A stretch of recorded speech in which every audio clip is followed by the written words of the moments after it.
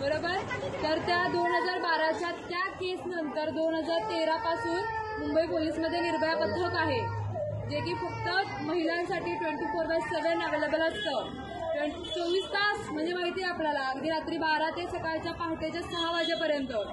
त्या वेळेमध्ये सुद्धा मी कसं सांगू पोलिसांना किंवा मी कसं घराच्या बाहेर पडू हा विचार मनात आणायचा नाही. डायरेक्ट 100 नंबर 103 नंबरला फोन करायचा. तुम्ही जिथं कुठेही असाल, पोलीस गाडी तिथं येणार. मुंबई पोलीस खूप अलर्ट आहे. तुम्ही भांडणं वगैरे केल्यानंतर कॉल करत असाल, गाडी येते ना कोणी केलं का नाही फोन, बरेच कॉल करतात. तर तुम्ही असंही तुम्हाला कधी अडचण असेल तर तुम्ही फोन केला तर गाडी येणार, किंवा तुम्हाला शक्य असेल तर तुम्ही पोलीस स्टेशनला येऊ शकता. ठीक आहे.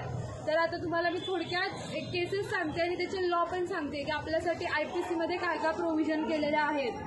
आपल्याला जर कोणी छेडछाड वगैरे काढली आपली, आपण आता भाजी वगैरे आणायला जातो, किती जणांनी असं एक्सपिरियन्स केला, आपल्याला हात लावून गेला, इकडे तिकडे कोणीतरी हात लावतात ना, सगळ्यांना लावतात.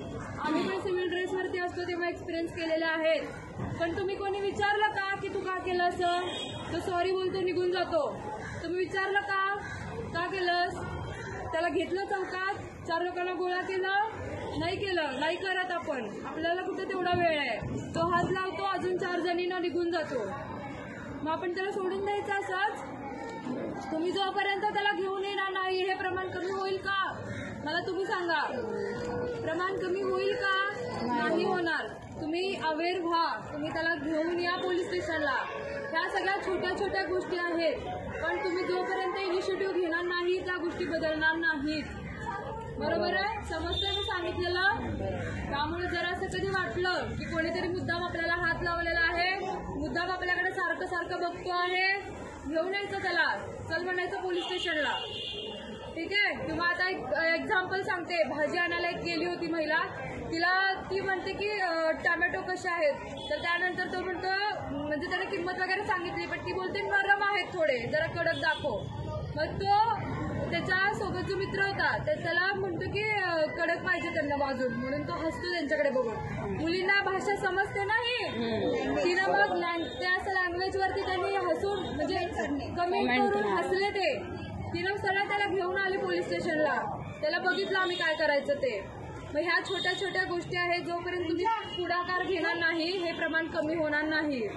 ठीक आहे. तर हे झालं 354 कायद्याअंतर्गत येतं हे. आता हे आपल्या काही महिला कामावरती जात असतील, आपण कामाच्या ठिकाणी जातो किंवा घरी येताना इकडे तिकडे जाताना जर एखादी व्यक्ती मला सारखं जाणवते, मी जिथं जाते माझ्या मागे मागे येते, असं होतं ना.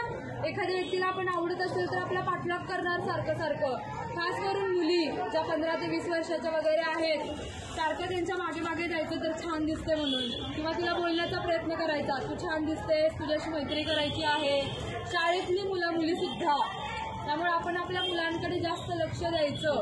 ते घरी आल्यानंतर काय काय करतात आणि त्यांची संगत कशी आहे, ते कोणाकोणाच्या सोबत असतात, त्यांचं फ्रेंड सर्कल कुठलं आहे.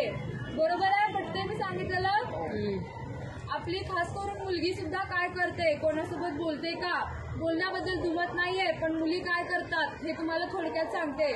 थोडंसं व्हिडिओ कॉलिंग वगैरे करणं, किंवा समोरच्याने काहीतरी सांगितलं की तुम्हाला असले फोटो पाठव, ते हे करून फोटो पाठव. बरोबर? म्हणजे तुम्हाला समजते मी काय सांगायचंय तुम्हाला. थोडेसे कपडे वगैरे काढून फोटो मला सेंड कर.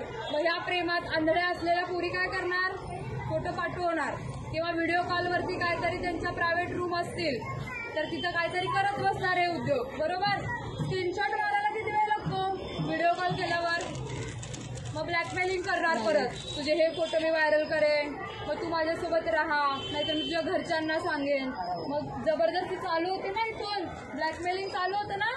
एक्सपिरियन्स केला असेल कोणीतरी किंवा ऐकलं असेल आजूबाजू कधीतरी घडलेलं होतं. खूप केसेस येतात या. त्यामुळे आपण चान्सेस नाही द्यायचा समोरच्या व्यक्तीला. खास करून आपल्या मुलींना तुम्ही सांगा की फ्रेंडशिप असते, फ्रेंडशिपपर्यंत राहा, पण प्रत्येक गोष्टीला एक वय आहे. बरोबर? मुली आताच्या काय करतात, किंवा मुलं सुद्धा 18 वर्षाची वाट बघायची, पळून जाऊन लग्न करायचं. बरोबर ना? आणि लग्नानंतर 1 वर्षाच्या तीच मुलगी येणार आपल्याकडे की आई बाबा मला त्याच्यासोबत काय राहायचंय. ती जी मुलगी पळून जाताना म्हणते पोलीस स्टेशनला येऊन की माझ्या आई वडिलांपासून धोका आहे, मला या मुलासोबत राहायचंय.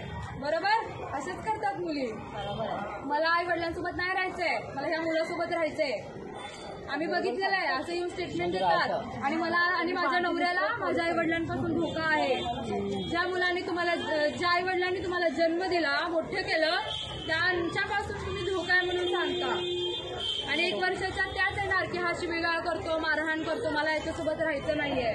बरोबर? हे कशामुळे घडतं सगळं? मॅच्युरिटी नसते, आयुष्य बरबाद करून घेतलं. बरोबर? त्यामुळं मुलींना सांगायचं की तू जोपर्यंत स्वतःच्या पायावरती उभी राहत नाही, तुला लव्ह मॅरेज करायचंय ना, आम्ही करून देतो, पण तू स्वतःच्या पायावरती उभी राहा. तू जिथं म्हणशील तिथं लग्न करून देऊ.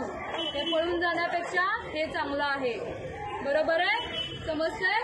तर ह्या गोष्टी आहेत, थोड्या तुम्ही लक्ष द्या. आणि आपल्या मुलांच्या सोबत आणि मुलींच्या सोबत आपण ॲज अ फ्रेंड म्हणून राहायचं. आई वडील जे इथं आहेत, वडिलांनी सुद्धा, म्हणजे जे पुरुष मंडळ आहेत त्यांनी सुद्धा, की आपण ॲज अ फ्रेंड म्हणून त्यांना ट्रीट केलो आणि त्यांना समजून सांगण्याचा जेवढा प्रयत्न करू त्या गोष्टी चांगल्या आहेत.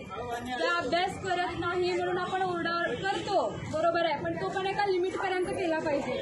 नाहीतर त्यांचा इगो हर्ट होणार, मी घर सोडून जातो, मी घर सोडून जाते, नाहीतर स्वतःचं काहीतरी करून घेणार.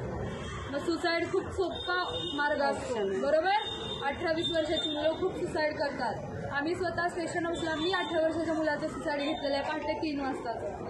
ठीक आहे? मग ते जे बघणं काय असतं, आई वडिलांची काय परिस्थिती असते, आम्हाला सगळं माहिती आहे. त्यामुळे थोडंसं त्यांना समजून सांगा, अभ्यास आता नाही करायचा आहे, ठीक आहे, राहू दे, नको करूस, थोडा वेळ खेळ, पण त्याच्यानंतर कर. ठीक आहे? हे थोडंसं आपण बोलायला शिकायचं आहे. आणि मोबाईलवरती गेम